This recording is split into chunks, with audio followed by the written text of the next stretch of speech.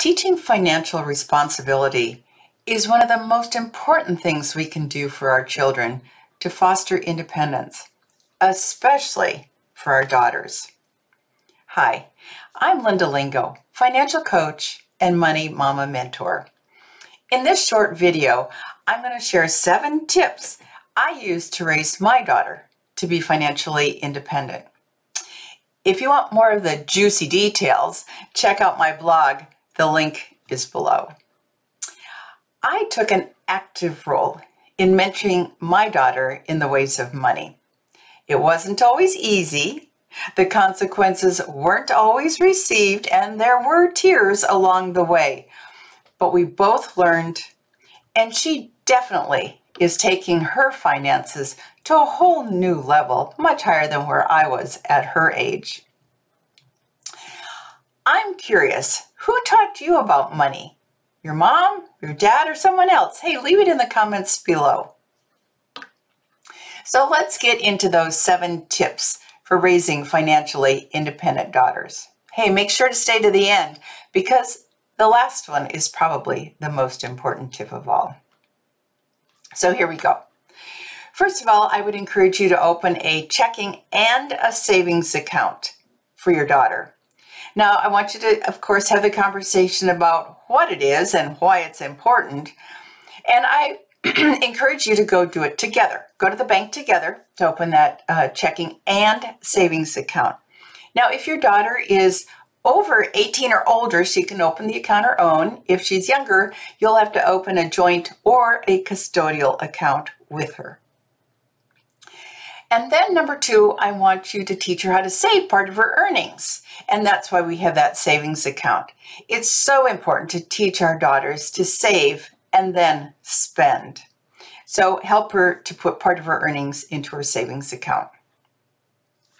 Number 3, help her to use that debit card. Make sure you teach them how to deduct their purchases from their checking account balance. Why?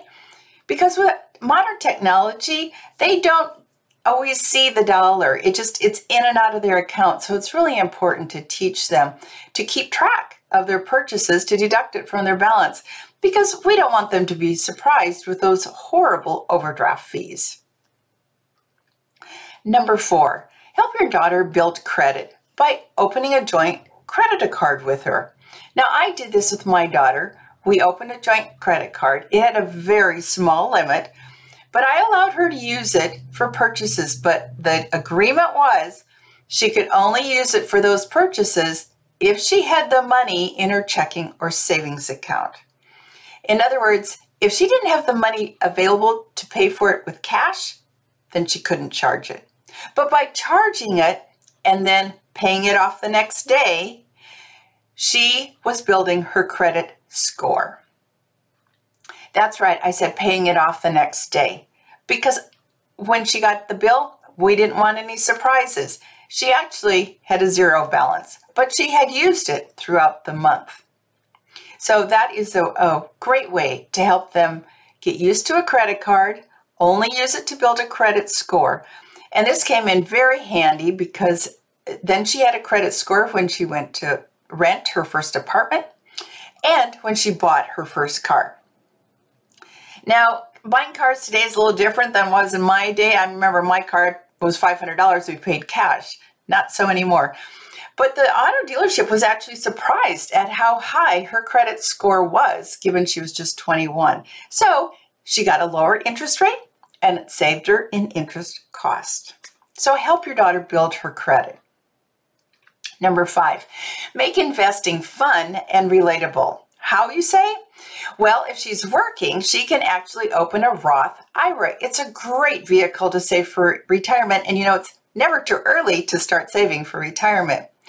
And she can invest in either individual stocks. She can pick stocks that are brand names that she uses, or she can pick a simple index fund, which is actually what I recommend. So make it fun and relatable. And then she can see the value of her dollars growing. And this is a great way to start them off investing early.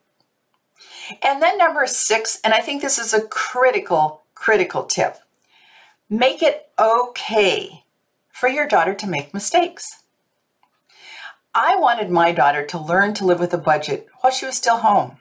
So she had budgeted amounts for various items, and one of them was for her school clothes. So the deal was that she could go shopping.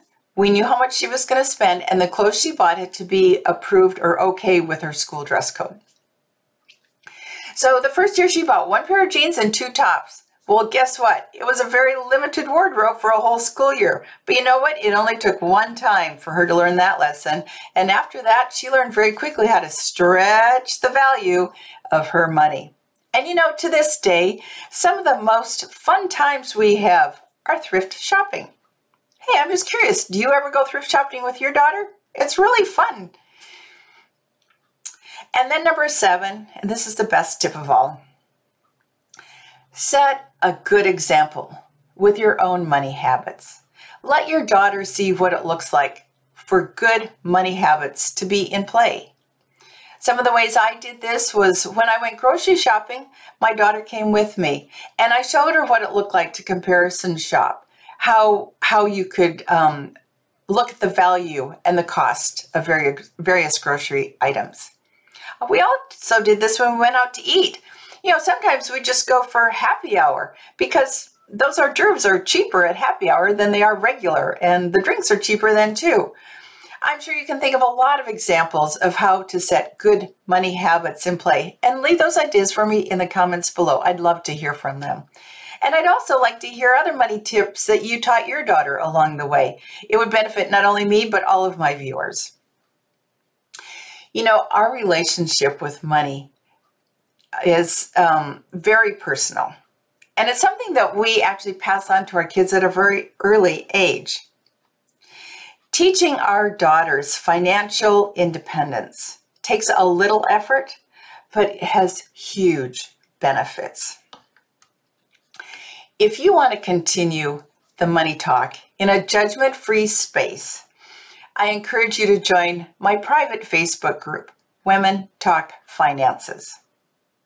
Until next time, I'm Linda Lingo, financial coach and money mama mentor, educating women to achieve financial freedom.